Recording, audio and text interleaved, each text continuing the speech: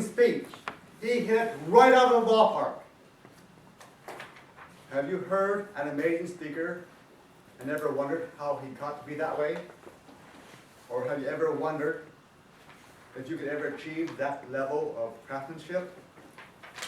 The difference between a good speech and a speech that hits it on the ballpark is the amount of time and preparation that go into a speech. Benjamin Franklin said, "By failing to prepare, you are preparing to fail." Tonight, I will discuss ways that you can create comfort for yourself as the speaker and discuss what you should be doing before the speech, the room conditions, the use of microphones, ways to rehearse the speech, and using visual aids. First, to create comfort and security for yourself as a speaker, you should become familiar with the site where you're going to speak to in advance. If you have never been there, ask questions or go visit yourself. Or get used to the acoustics and the way the room looks so that you can feel more comfortable when you actually give your speech there. Another important thing to consider is the position of the lectern. Right now we have it in the center, but does not have to be in the center. You have maybe more to the right or more left, especially if you're going to be using a PowerPoint or some visual aids that you might want in the center. You can, or maybe if you don't need notes, you don't need a lectern at all, but you can more freely walk around if you don't have a lectern. So there's several different ways that you can choose for the lectern. Also, audience configuration. The three different types, one is the lecture format, one is a U-shape, and the other is a circle. Now tonight we're in a U-shaped format. That's good for maybe teaching. The other formats I said are a circle, it's more informal, and it seems like maybe the most standard is called the lecture, which basically row upon row of chairs all in from front to the back. Another thing you should consider is the stage access, if there is a stage. It'd be a little embarrassing to be introduced, walk up and find out that there are no steps up to the stage where you're at. And you want to look like you control a meeting, you don't want to look like goofy. Because if you look like goofy, what you say will not have the impact. So, like I said, know where the stairs are so that you can get up onto the stage and it will look like you're confident and able to project the image that you want. Another consideration are the room conditions. Is the room warm enough or cold enough? If the audience is uncomfortable, then it takes more energy from you to help try to keep their attention. Also, is the lighting appropriate? Sometimes you take things like that for granted, but if the lighting is not appropriate, people may not see your visual aids as well. Another thing is, where's the entrance? If the entrance is to, say, my left here and someone came in right now, that would be a little disturbing. But if the entrance is at the rear, like ours is, and someone came in, if I do a good job to keep your attention, most of you would not notice someone coming in. And another thing is there's going to be a rock band next door. Other sounds that will maybe impact your speaking. I was watching a speaker once, he was in Madison Square Gardens, and there was a convention center below him that was having a rock concert.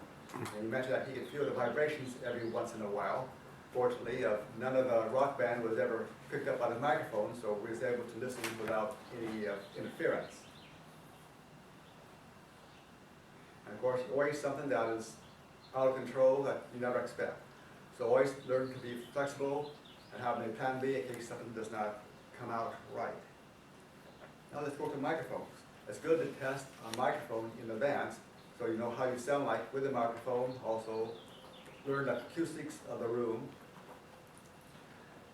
And also another thing to consider is when you're amplified, there's an echo that comes back at you, and you have to be prepared to not let the echo disrupt you. So you have to be able to learn to ignore that. And the main guidelines for when you use a microphone is like if it's more than 100 people, the age of the group is over 50, maybe poor acoustics, or maybe you practice speech so much you're hoarse and you going to need some amplification so you can be heard.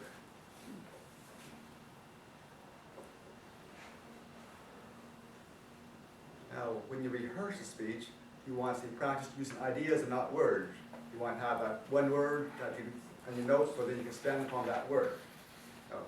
And also you prepare a mental image of your outline in your mind.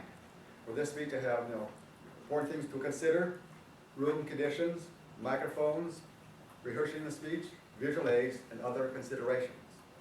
So you have that in your mind. It helps you prevent you from getting lost, and if you do get lost, it's easier to find the way back to where you want to be. And also, when you do your rehearsal, you want to do the rehearsal completely and don't stop for every little mistake you make in the way. Know where the mistakes are, go back, work on where your mistakes are, and then go back and do the complete speech again. That has been shown to be the best way to improve your speeches.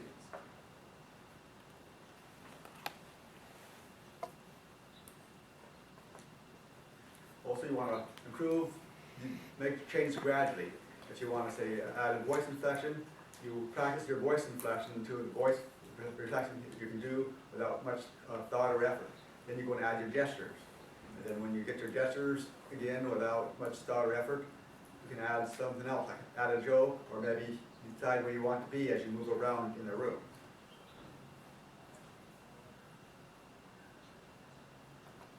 Also, you want to arrange for feedback. Last week we had someone who was going to speak at the conference that held last Saturday. He wanted feedback, so he spoke to us so we can give him feedback. We did that. If you have a mentor, it's good to use your mentor to give you feedback. Well, if you don't have a mentor, you may have some family or friends you can speak to, or nothing else, you can always record yourself and listen to your recording so you can see how you sound like, how to make improvements. Now, when you have visual aids, it's good to plan in advance how you want to use them. You want to know where you're going to put them, make sure that it can be seen, proper lighting for that. If you're having a PowerPoint, is the screen going to be big enough so that people in the back can see the screen, or at least be able to read the letters on the screen. Also, if you're going to have a handout, there's about 3 different ways you can do the handout. You can have the handout in the chairs before people arrive. You can pass it out while people are doing your speech, or you can even leave it on a table where that people can pick up the handout when the speech is over.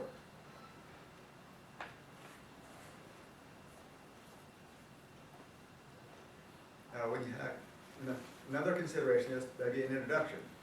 It's good to provide an introduction for the person who introduces you.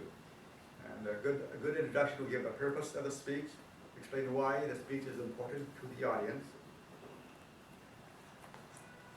One or more purposes of your speech, and some background information about yourself. Then you also want to make sure you're physically prepared. You don't want to have low blood sugar, but you don't want to eat too much before either, so that the idea is you have a clear mind, clear as possible, that you can give your best speech. And it's good to go for a walk beforehand.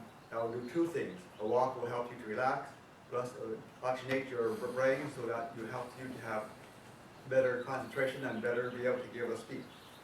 And then have a mental rehearsal in your mind, arriving where you're going to be speaking, being introduced, walking up to the podium and shaking the hand of a person who introduced you.